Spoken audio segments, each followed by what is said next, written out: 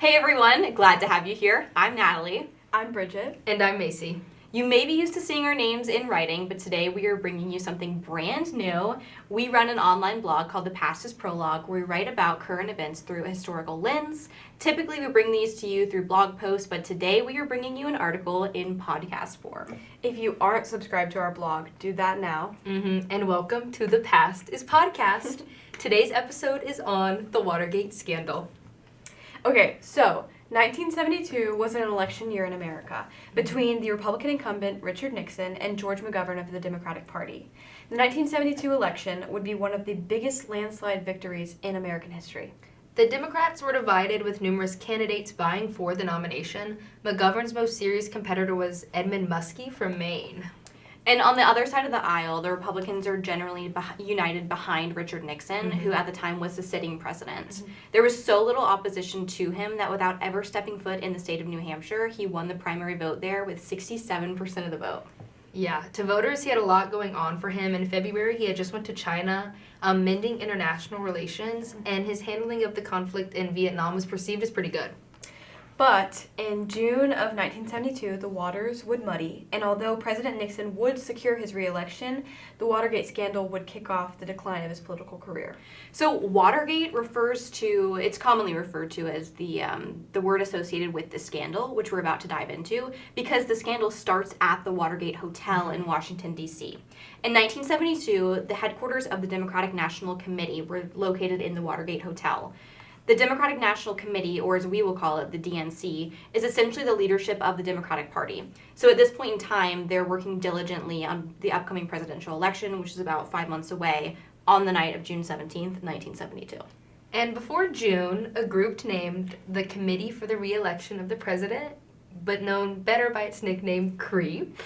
Creep. I'm very serious. Developed a plan to break into the DNC headquarters, wiretap phones, and take pictures of campaign documents. And these aren't just some random guys. These are high-up government officials who work closely with the Republican Party. From there, 2 phones were wiretapped, but not very well, since CREEP decided in June that they needed to be retapped.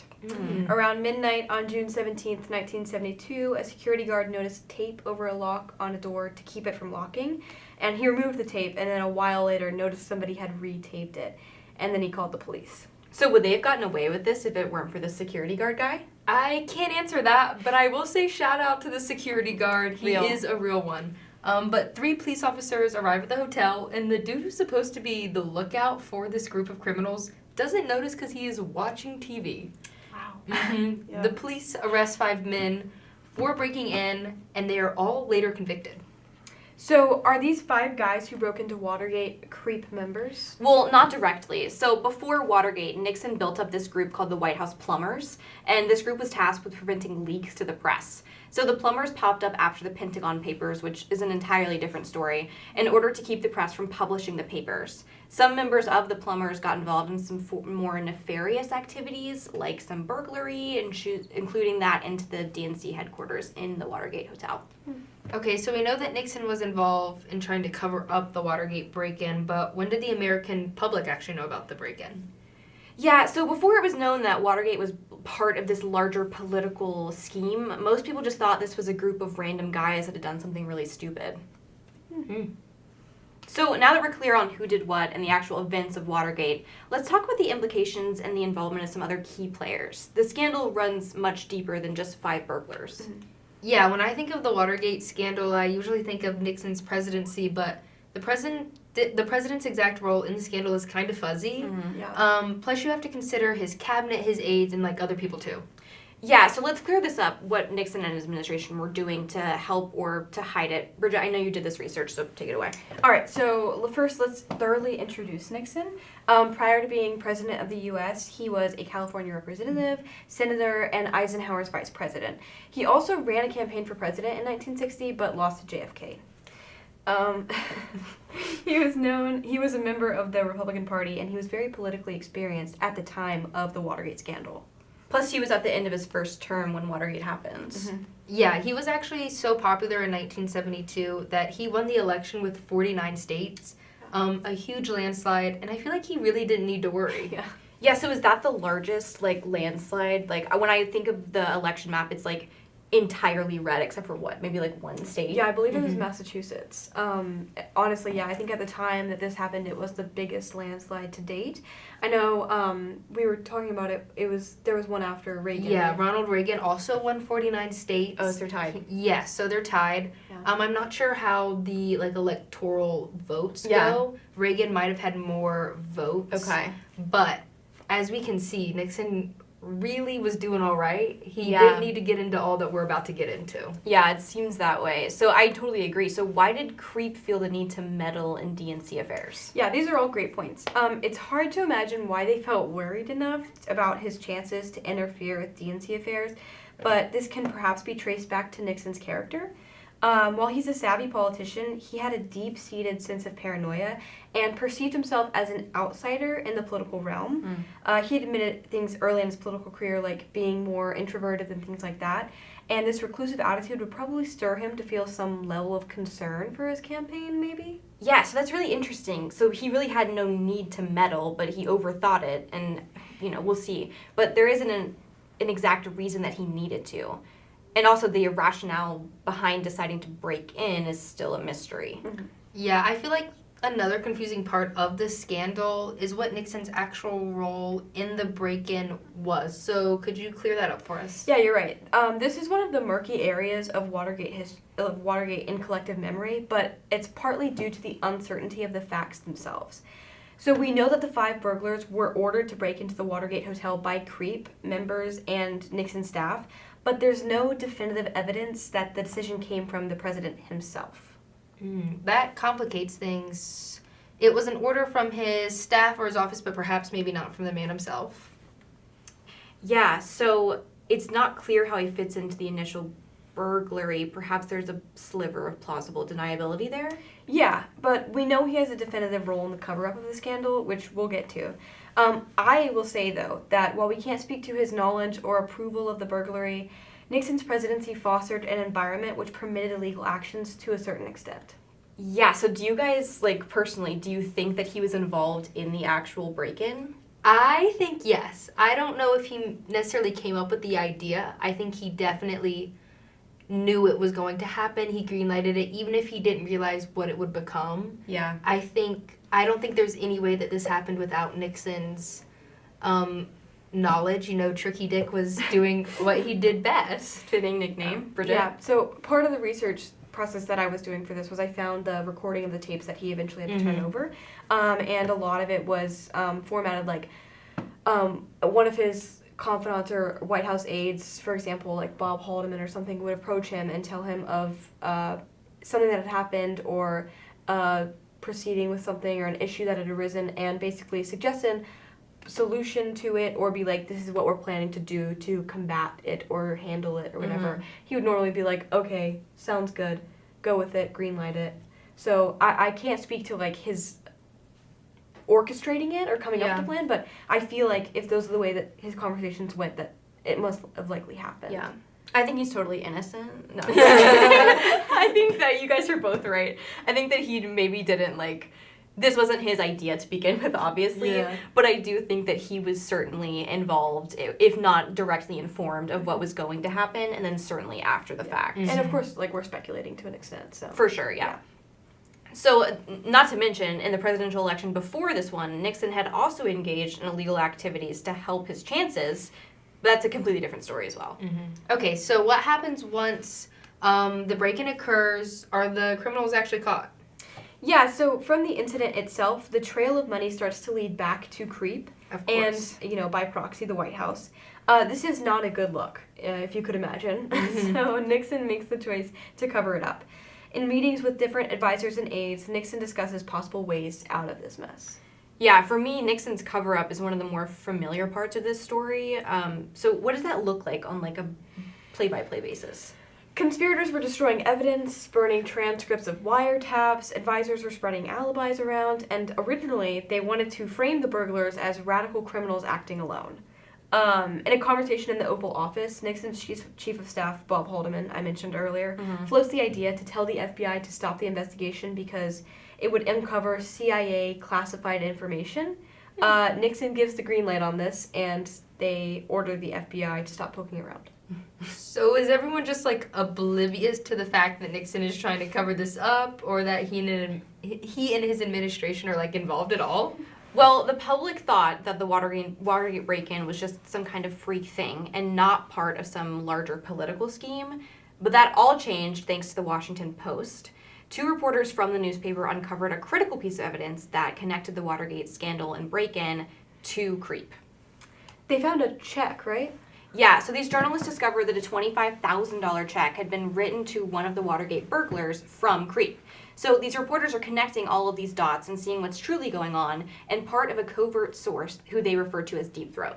What an interesting name. Yes, so this Deep Throat guy is giving these journalists information that are helping them to eventually break this scandal wide open. Mm-hmm. Do we know Deep Throat's real identity? Yes. So at the time of the crime in 1972, the deputy director of the FBI was this guy named Mark Felt. Felt is the number 2 dude in charge of the entire FBI. Mm-hmm. And in 2005, at the age of 91, he confessed to being Deep Throat. That's insane. I always say better late than never. Right. You do always say that. I always say that. So the Washington Post breaks the story of the Creep involvement, and there's plenty of skepticism about if this truly means anything. But as we know today, once it's out there in the news cycle, things can escalate very quickly. Mm-hmm. Things do escalate quickly in 1973 when a Senate hearing is called by a committee investigating the break-ins and it gets massive media coverage, and then Nixon starts getting worried about how things are going to start to shape up. Which brings us back to the role that Nixon played in the cover-up. So let's continue talking about him. I wonder how the public reacted to such a scandal coming out of the White House. Like, how do we know that the president was involved in this cover-up, and where does the evidence presented to the Senate come from? Yeah, I'm glad you asked.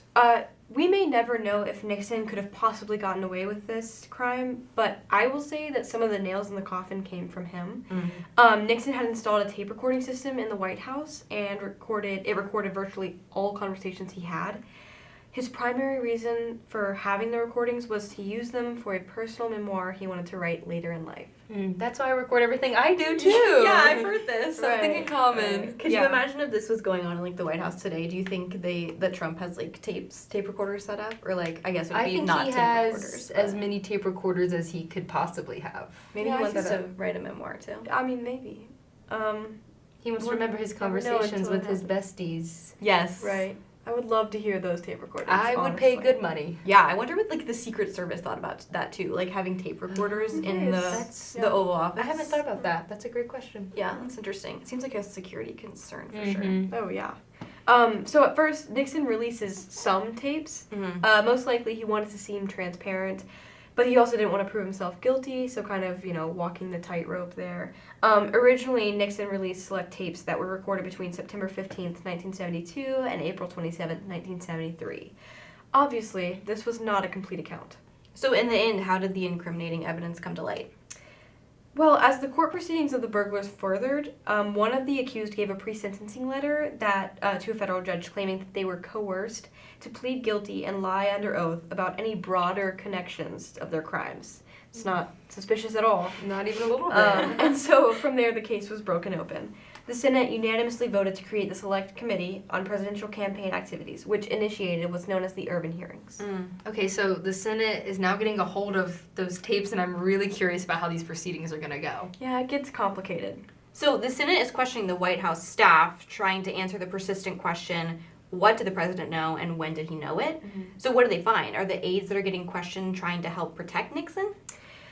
Well, here's where it looks like loyalty falls short. While Nixon maintains that the answer to that question is absolutely nothing, White House aide John Dean is questioned, and he said Nixon actually directed a lot of the scandal and cover-up. So flipped. That's a bad look for Nixon. I can't imagine he was very pleased. Yeah. Yeah, and it gets worse.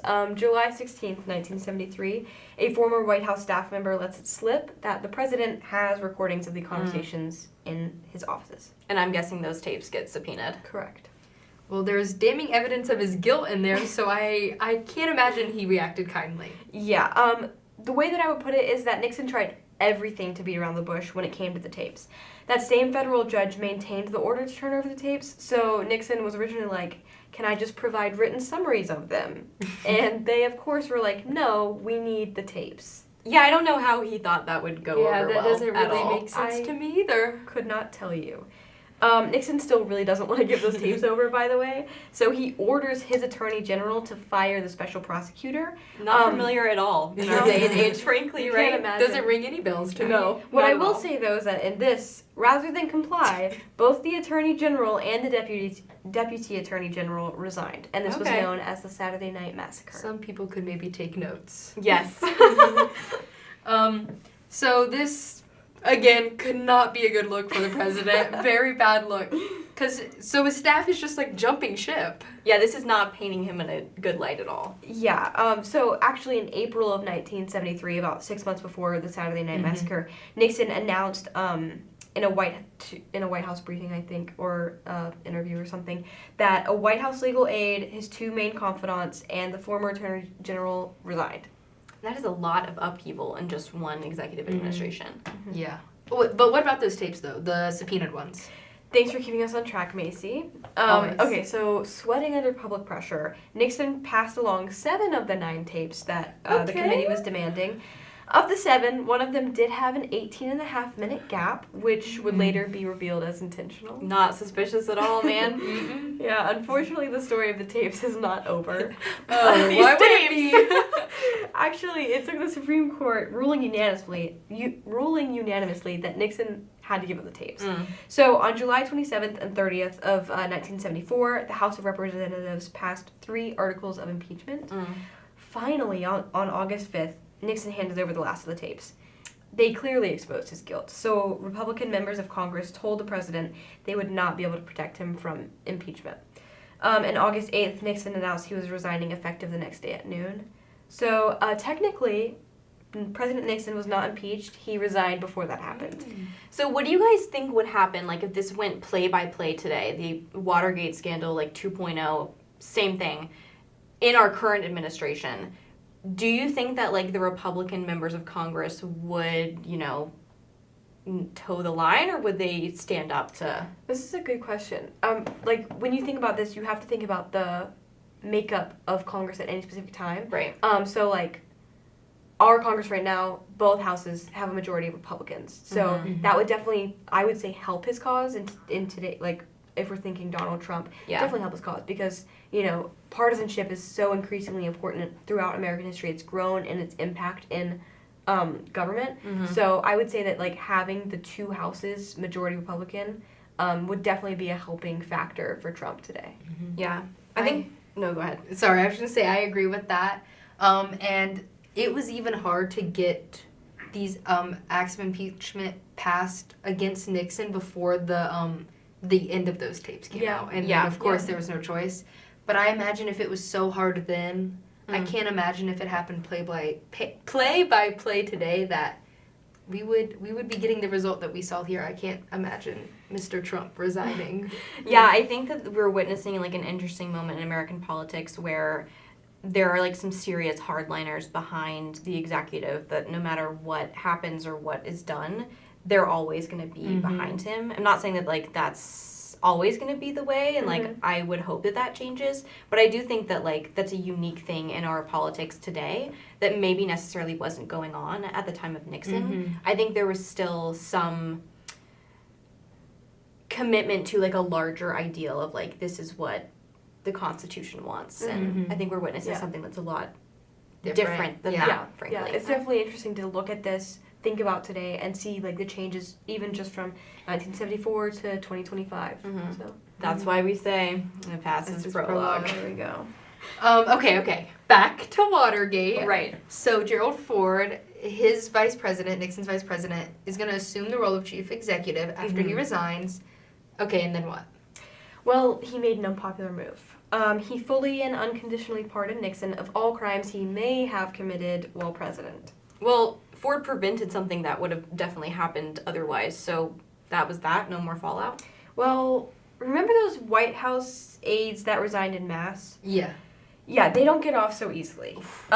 Individuals like the chairman of CREEP and also like a bunch of Nixon's confidants who were White House staffers, etc., are tried for crimes relating to Watergate and pretty much all of them were found guilty and received prison sentences.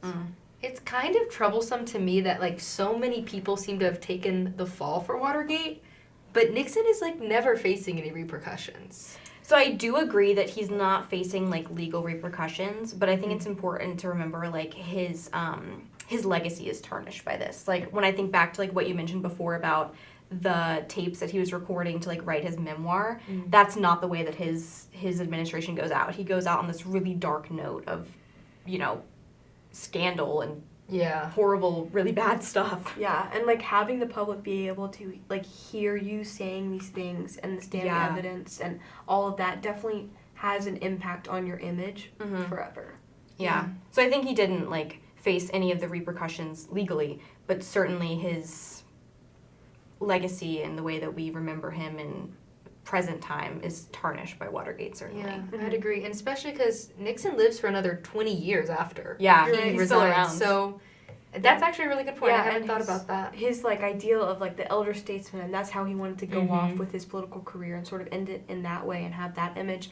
It really just doesn't happen because of this. And you know, after this resignation and pardon, he becomes a recluse. He goes off. He steps out of the public eye, and he just goes within himself and is not really seen outwardly anymore. So it's definitely probably not what he envisioned for himself. Yeah. So to summarize everything that we've kind of talked about so far, the Nixon administration is rife with illegal activity. Some of it finally came to light once the Watergate scandal happened and then the subsequent cover-up occurred. This allowed for a thorough examination into the office of the presidency, where everyone kind of ended up very disappointed in what they found.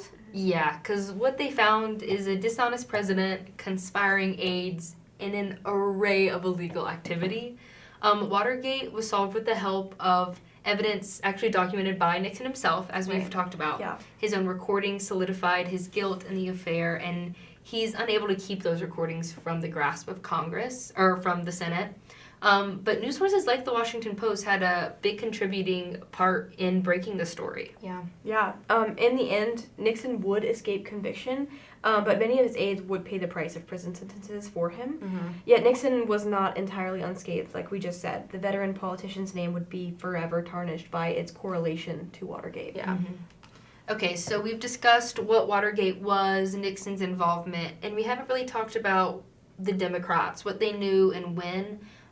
So the Democrats actually had a baseline understanding of Nixon and his administration's involvement in the break-in at the Watergate Hotel pretty soon after the incident.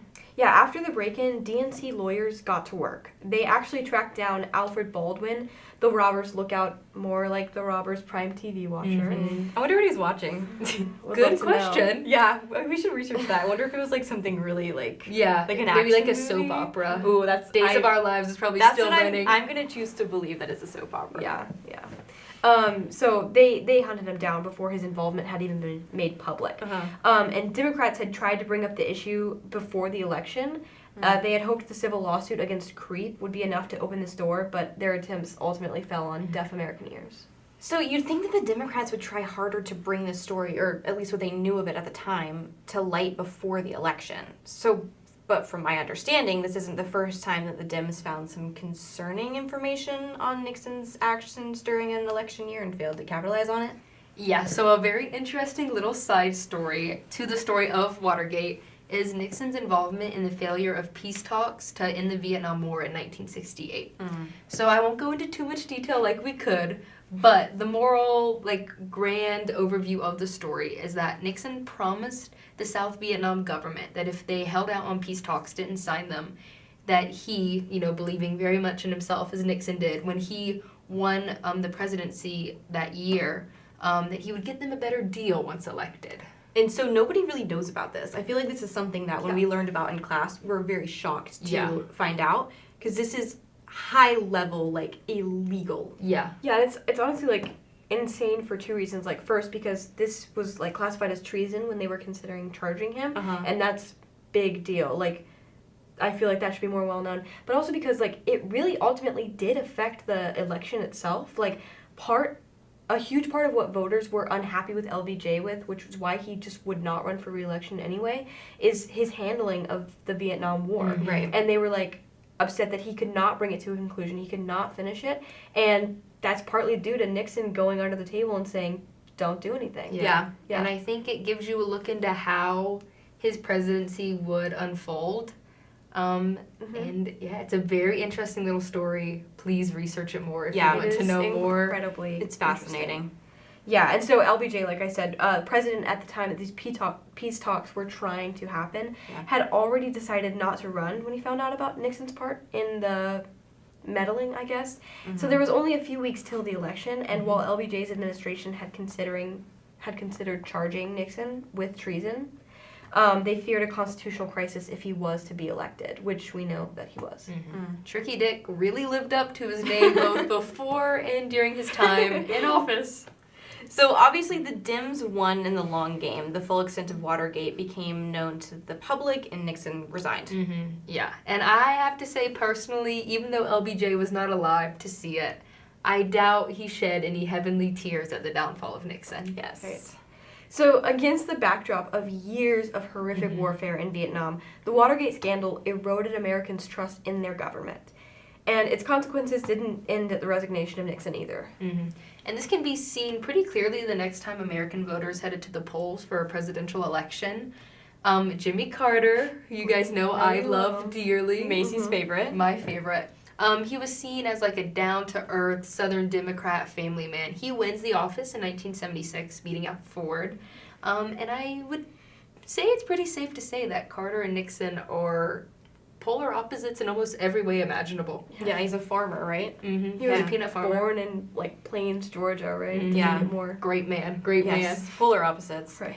So we briefly mentioned Ford pardoning Nixon earlier, but this act actually caused Ford's popularity to plummet overnight. Many saw this as part of a quid pro quo that Nixon and Ford had set up when Ford became VP.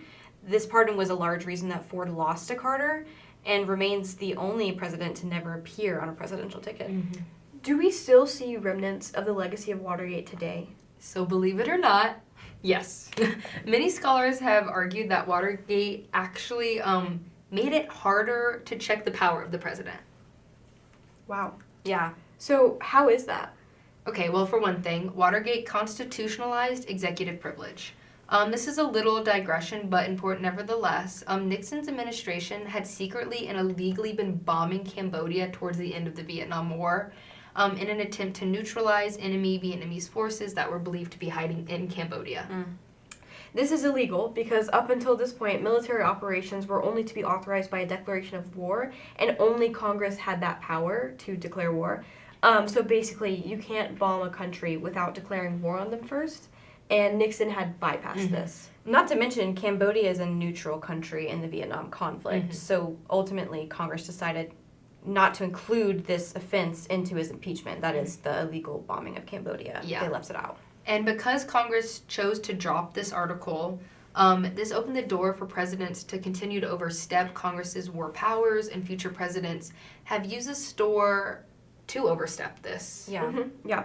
But one of the largest takeaways from Watergate all comes back to Ford's pardon of Nixon. Yeah, the president being pardoned for blatant illegal activity while holding the office has larger implications of presidential immunity, which we can all really see today. Yeah, so I'm starting to see how this is connecting us to the modern day. This is reminding me a lot of January 6th and the lack of accountability on the Trump administration. Oh yeah, the timeless tale of American insurrection. And then hints how the effects of Watergate are still plaguing the American political scene.